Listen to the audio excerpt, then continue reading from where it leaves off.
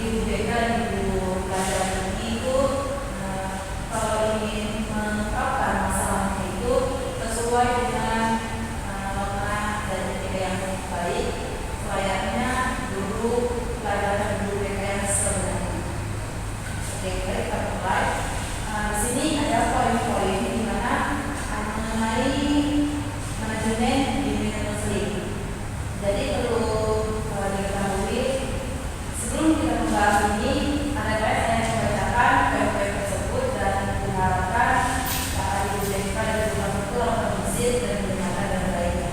Oke, saya katakan di sini itu perlu ibu ketahui bahwa dalam manajemen bimbingan muslim, para guru BK dan ibu pelajaran itu dan koordinator atau staf-staf yang lainnya itu adalah membuat perencanaan yang harus dilaksanakan, dievaluasi, dianalisis, dan juga ditindaklanjuti yang direncanakan mulai dari pelayanan dasar, bimbingan dan terdiri dari pemahaman diri dan juga lingkungan, serta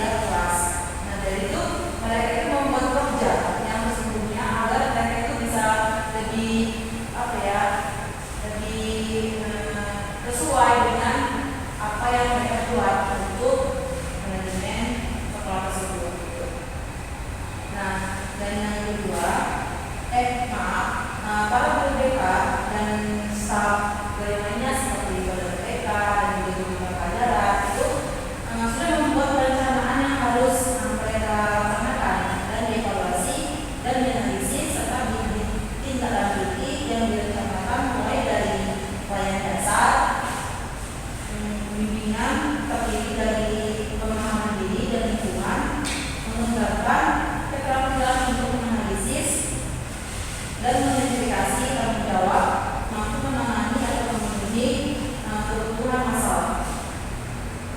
Baik, selanjutnya itu ada pengorganisasian, di mana pada hal ini pengorganisasian itu adalah sebagai kegiatan pembagian tugas pada orang yang terlibat dalam kerjasama sebuah kegiatan, sedangkan menurut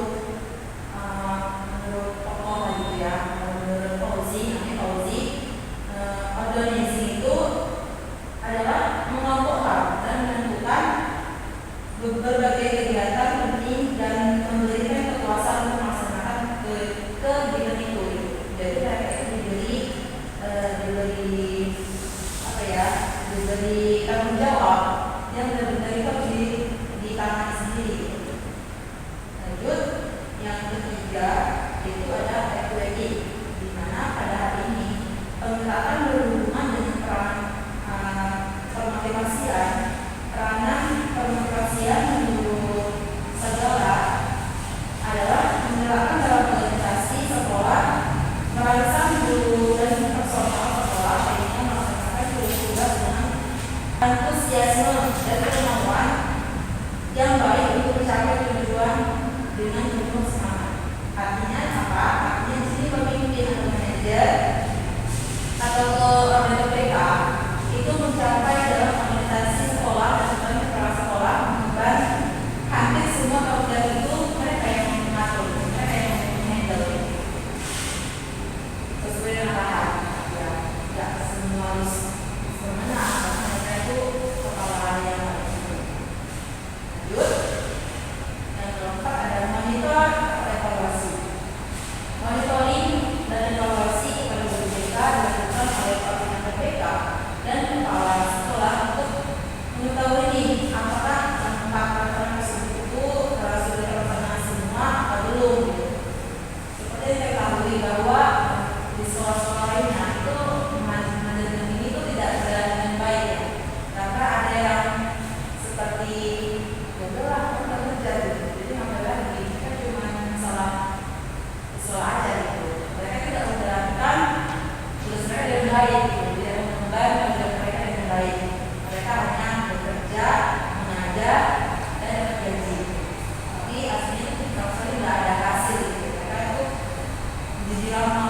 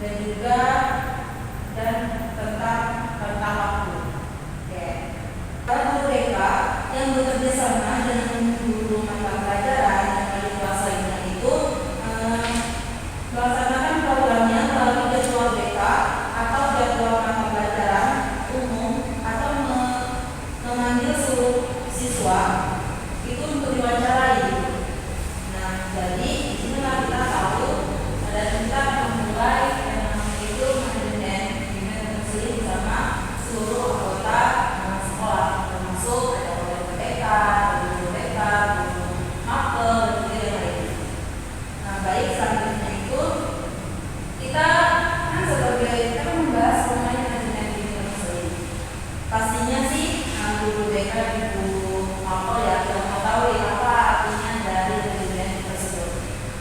Oke, saya jelaskan sekali lagi. Manajemen adalah manajemen yang dijadikan sebagai suatu ilmu dan seni untuk mengadakan perencanaan atau planning, pengorganisasian atau organizing, pengarahan atau pelaksanaan atau directing, dan juga pengkoordinasian, koordinasi, dan juga pengawasan atau controlling terhadap orang dan peralatan untuk mencapai tujuan organisasi atau lembaga secara efektif dan efisien. Baik, selanjutnya fungsi manajemen menurut beberapa ahli ya. Soalnya tadi kan membahas diskusi mengenai manajemen ini. Jadi di sini menurut beberapa ahli, menurut dia dari adalah planning, organizing, evaluating, dan controlling sekolah di kota yang kita sekarang ini. Nah, itu melaksanakan dengan fungsi manajemen yang sesungguhnya. Mereka melakukan fungsi tersebut dengan selayaknya fungsi manajemen di sekolah. Nah, jadi itu mereka benar-benar benar-benar jujur dalam melakukan hal tersebut. Tidak ada sama sekali perubahan pekerjaan mereka.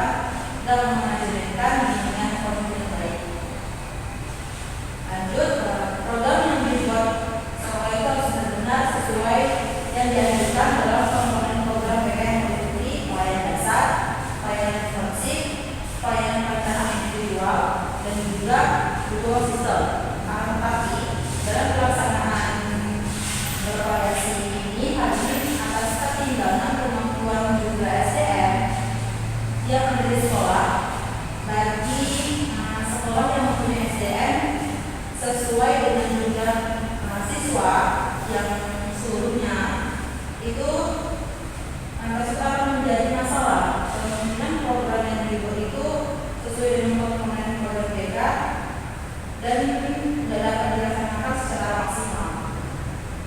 Jadi mereka membuat program tapi belum dilaksanakan maksimal.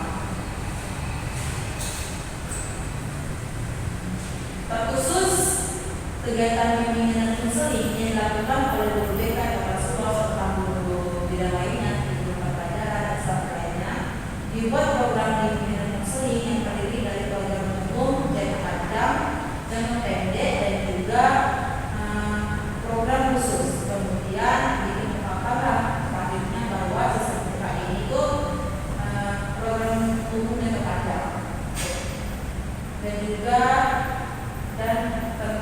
tentang waktu. Oke. Baik, selanjutnya para ibu BK guru pelajaran di sini saya akan membacakan fungsi dari manajemen bimbingan dan konseling tersebut. Perlu diketahui bahwa fungsi manajemen bimbingan dan konseling ini diwujudkan melalui penyelenggaraan berbagai jenis layanan dan kegiatan untuk mendukung mencapai hasil sebagaimana terkandung dalam masing-masing fungsi. Nah, ada fungsi itu ialah fungsi pemahaman, fungsi pencegahan, fungsi perbaikan, dan fungsi pemeliharaan serta pembinaan dan kira-kira advokasi. Selebih dari pembahasan mengenai fungsi, ada pun tujuan. Nah, tujuan manajemen bimbingan dan konseling ini ialah untuk mengembangkan diri konseling secara efektif dan efisien. Efektif itu apa sih yang dimaksudkan efektif? Efektif itu ialah kesesuaian yang dicapai dengan tujuan. Keefektifan dari layanan bimbingan dan konseling adalah melihat dari capaian bimbingan dan konseling dan konseling mampu mengembangkan diri secara optimal.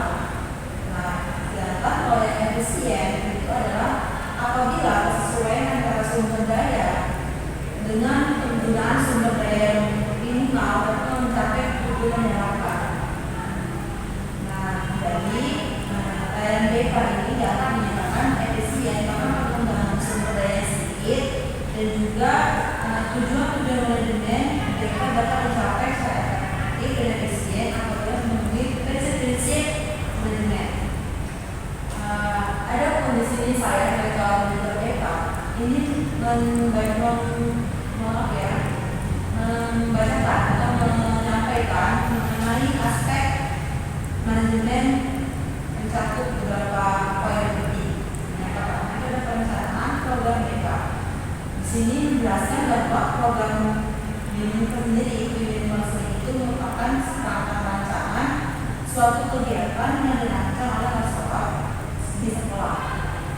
Nah, prinsip-prinsip yang itu apa? Yang pertama itu ada program bimbingan dan konseling dirancang untuk melayani kebutuhan siswa. Yang kedua itu ada program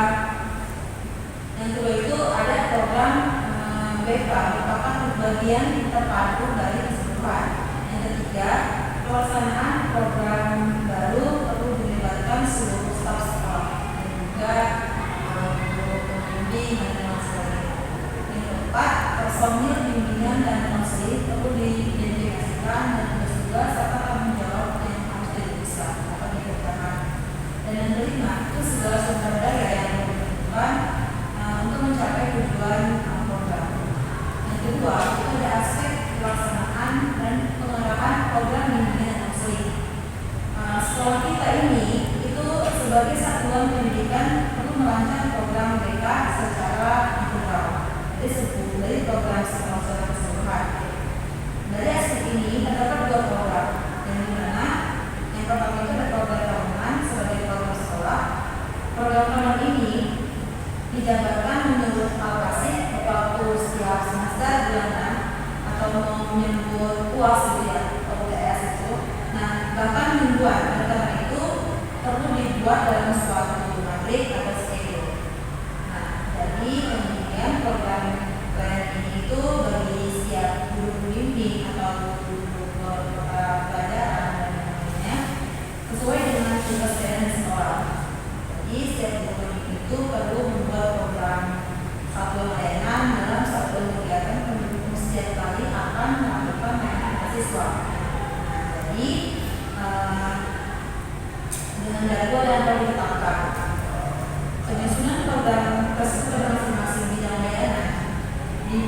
konseling itu hendaknya disesuaikan dengan karakteristik pendidikan atau jenis dan jenjang sekolah agar pelaksanaan manajemen konseling itu sesuai dengan tujuan yang dicapai.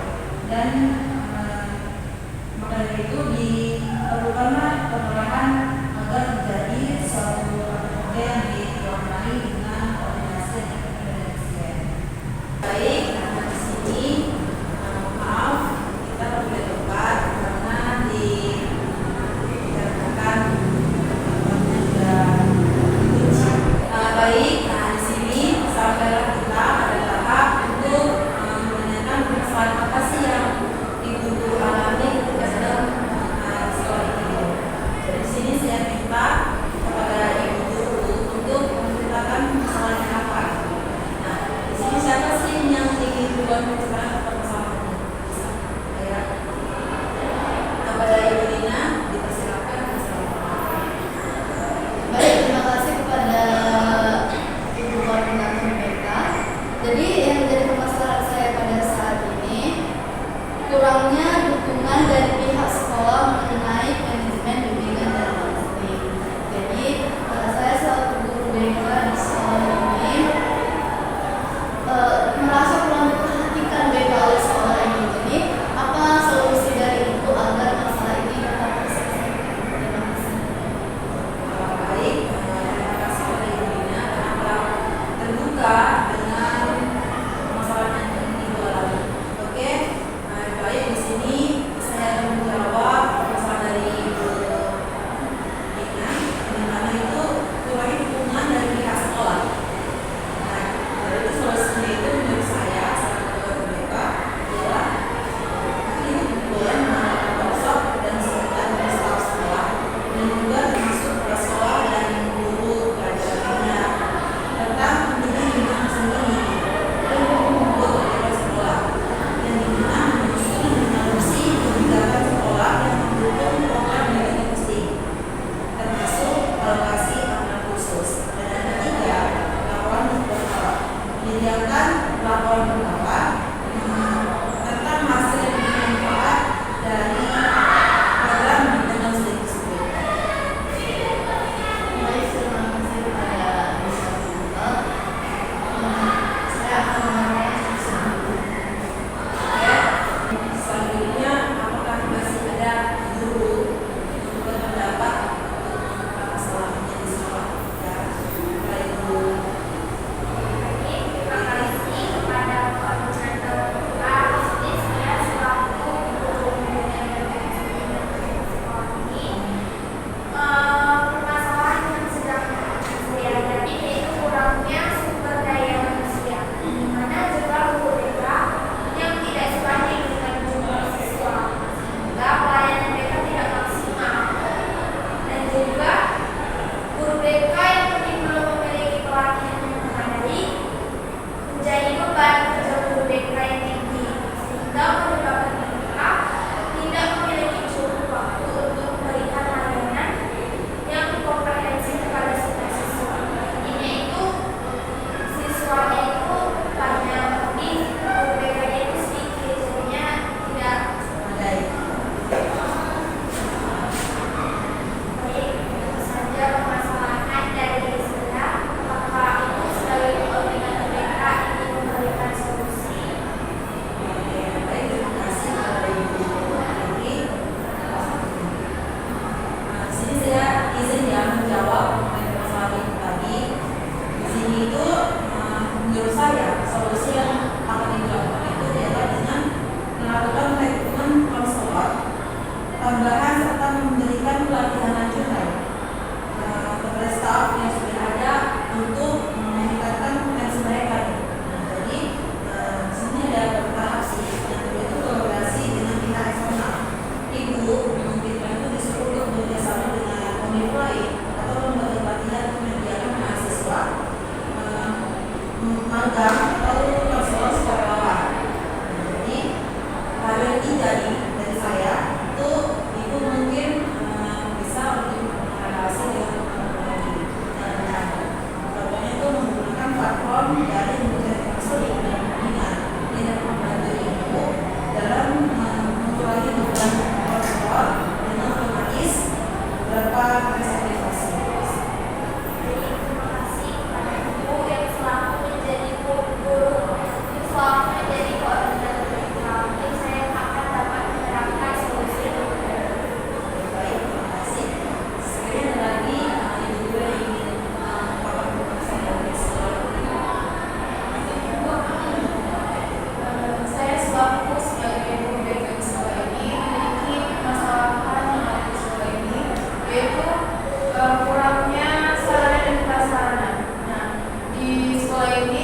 ruang BK-nya tidak memadai, baik itu dari segi jumlah, baik itu kurangnya alat media pendukung untuk melaksanakan layanan BK tersebut.